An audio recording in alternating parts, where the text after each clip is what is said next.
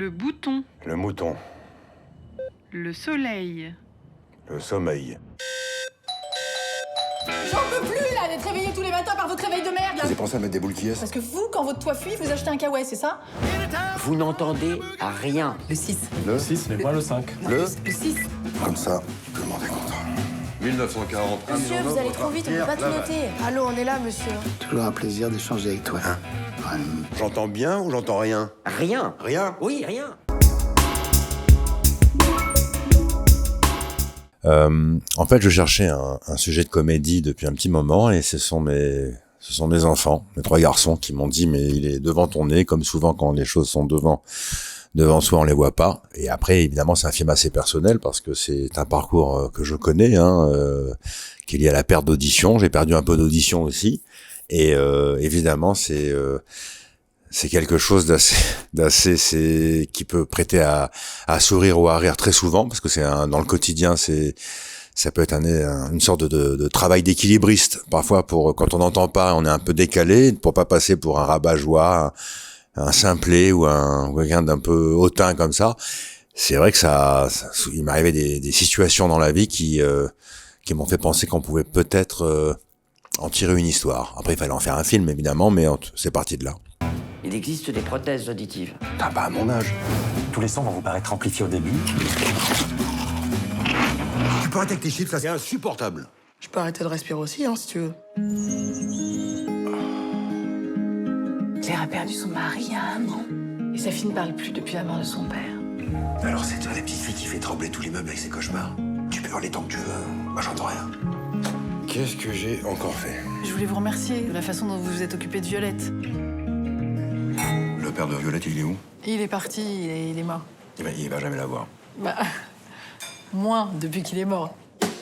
Mais vous êtes toujours à l'ouest comme ça, là?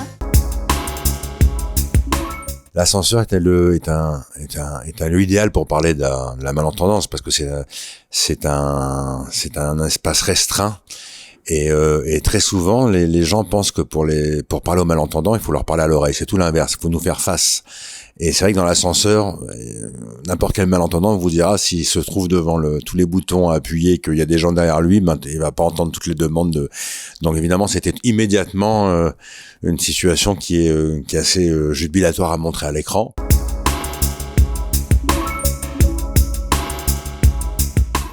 J'avais envie de jouer, évidemment, c'est un travail sur le son qui est très important puisque c'est un film qui parle de l'audition. J'ai essayé de mettre un peu le spectateur du point de vue du personnage qui quand on perd de l'audition, on entend les choses un peu en sourdine ou on les entend plus, il y a un sentiment d'isolement, de repli. Et jouer avec le son, il fallait qu'on soit un peu en empathie avec lui. Alors il fallait le faire avec discernement. On peut pas à chaque fois épouser son point de vue, ça aurait été laborieux pour le spectateur. Mais essayer de jouer avec mon ingénieur son, c'était d'essayer de restituer au mieux ce qu'on peut ressentir quand on perd cette audition, quand on voit le monde un peu en sourdine. Et on le voit avec parfois moins de nuances, moins de relief. C'est le son, c'est aussi la vie, comme mon personnage dit à la jeune fille qu'il rencontre, il dit entre l'enfer et le néant, je préfère encore l'enfer parce que le son vous ramène à l'autre, le bruit vous ramène à l'autre. Parfois il y en a trop, c'est polluant, mais quand même le silence c'est un peu un avant-goût du long silence qui nous attend, donc on n'aime pas le silence, c'est compliqué le silence. Un malentendant, même s'il s'équipe, quand il va rentrer le soir chez lui, il voudra pas enlever tout de suite ses appareils comme dans le film au début. Mais non, il préfère être toujours en relation avec l'autre, en connexion avec l'extérieur. C'est le son qui vous amène cette vie. Bon, j'espère que t'es prêt pour maman. Tu devrais pas t'énerver comme ça avec elle. Oui, c'est facile pour toi, t'entends rien.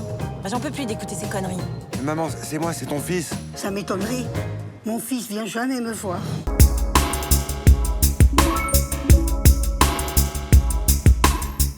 Assez peu, tout était finalement assez écrit. Après, quand je tourne, ce que j'aime bien, c'est toujours laisser, une fois que la scène est finie, la scène écrite est finie, j'aime toujours laisser un peu traîner ma caméra et laisser un peu de temps. Parce que parfois, il y a une improvisation, mais ça peut être une improvisation dans le texte, mais ça peut être aussi une improvisation dans le corps, dans la gestuelle, et je suis assez curieux de voir ce que parfois un acteur, une fois que la scène est terminée, ce qui peut laisser échapper. c'est parfois des choses assez précieuses à apprendre. Mais Manon Lemoine, ma jeune actrice, elle est assez étonnante parce qu'en fait, elle est très précise dans son jeu. Et quand on lui donne une indication, il faut pas le répéter nécessairement. Elle a tout de suite intégré. Elle a vraiment un don. Mais aussi, ce que j'ai aimé chez elle, c'est que c'est pas un petit singe savant. Je pense qu'elle a vraiment un don pour la comédie, mais dans la vie, elle m'a beaucoup touché. Surtout dans la vie. Et évidemment sur le plateau, mais dans la vie, je pense on entendra parler d'elle par la suite parce que je crois que c'est une vraie envie qu'elle a. J'ai un peu peur de me reprendre une porte dans la gueule. Baisse la garde, écoute, ton cœur fonce là.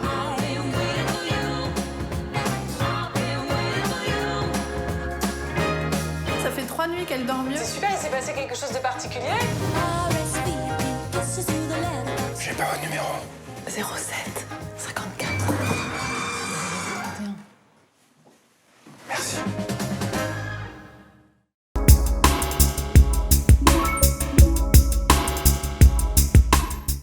Alors le lancer de pot de fleurs, ça nous a pris beaucoup de répétitions parce qu'il faut que ce soit une espèce de chorégraphie qui se met en réalité. C'est assez jubilatoire d'avoir entraîné tout le monde dans une chaîne comme ça humaine avec en se balançant des plantes.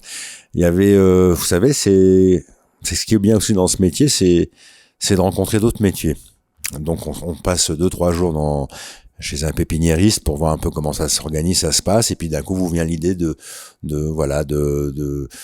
participer à une chaîne humaine pour vite ranger un local à plantes. C'est vrai que c'était assez drôle à faire, et puis ça vous permet aussi par ce genre d'action aussi de trouver une espèce de synergie entre les acteurs, de pouvoir ça on est des grands enfants, dès qu'on trouve un terrain de jeu, quelque chose à faire, en général ils sont assez friands, et c'était assez sympa à filmer.